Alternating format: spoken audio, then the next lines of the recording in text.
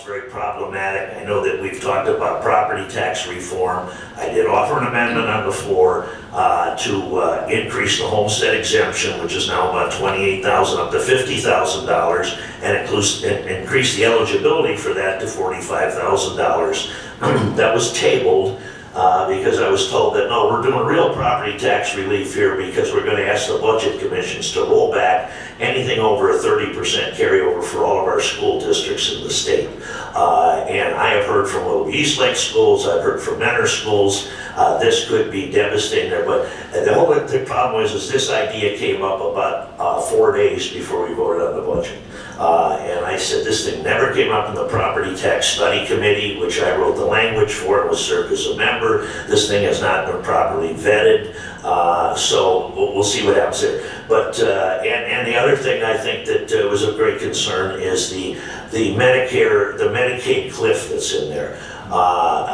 When I was commissioner, the County Commissioners Association, I know our board at the time, strongly supported Medicaid expansion. Medicaid expansion basically put health care for about 9,000 more Lake Countyans in place, most of them working for employers that they weren't making a big wage, and their employers were not able to pay for the Medicaid coverage and all that. So, and the good thing about the Medicaid expansion program is the federal government pays 90% and the state government pays 10%. They have language in that budget that says if that percentage falls below 90%, Ohio is out of the program.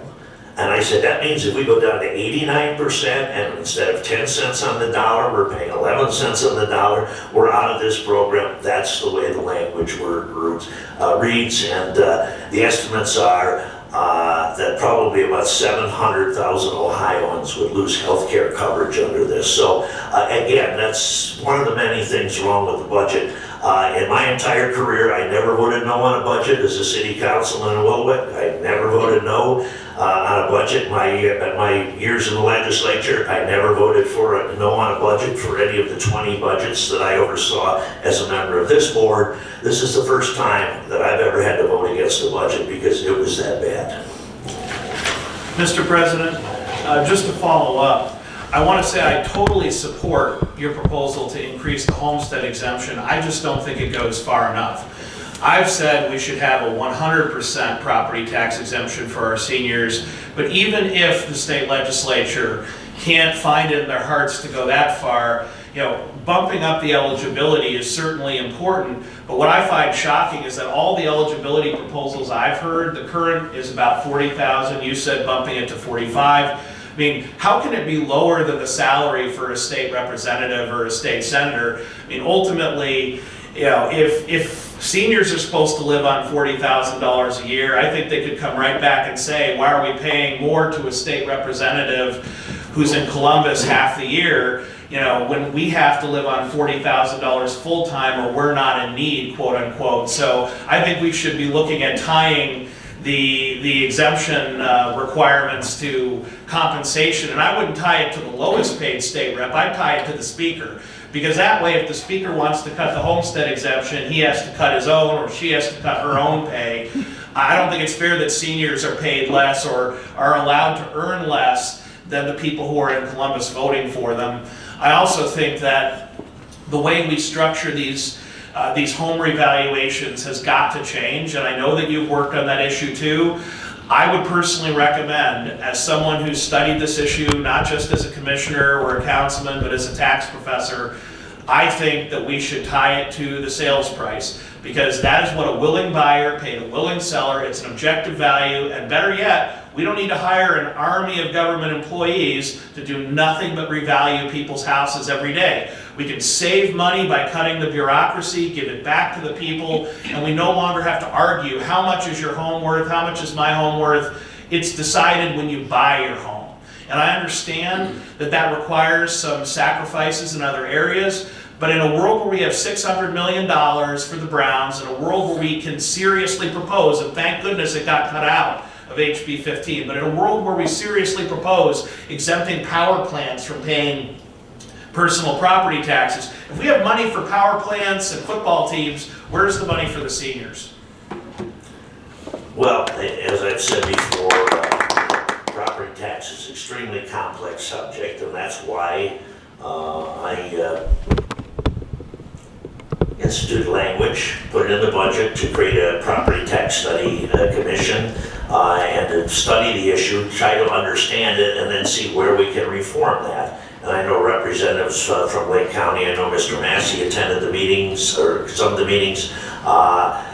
I was disappointed that at the end of the work of listening to people from around the state and different entities, County Auditors Association, national tax experts, etc., Howard Cleaner, other people, we did not sit down, roll up our sleeves and say, where can we now reach consensus on moving forward on property tax reform? Unfortunately,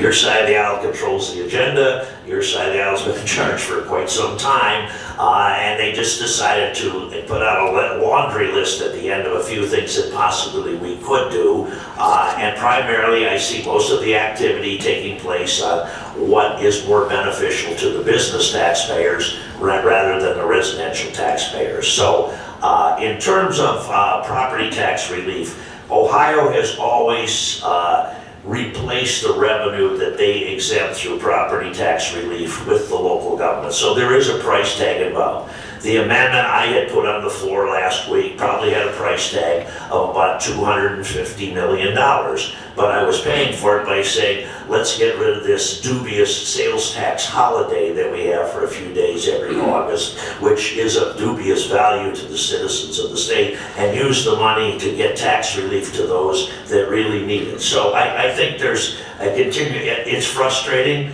but we also have to follow the Constitution. You cannot change you have to have a uniform set of rates. But you can, and that's what the homestead exemption does, you can reduce the value upon which those rates apply. You can reduce that base. And that's the way we should go, starting, again, as I said, $250 million price tag just a year, just to do what I had proposed last week. Certainly any farther we go is going to increase the expenditure of the state of Ohio's budget.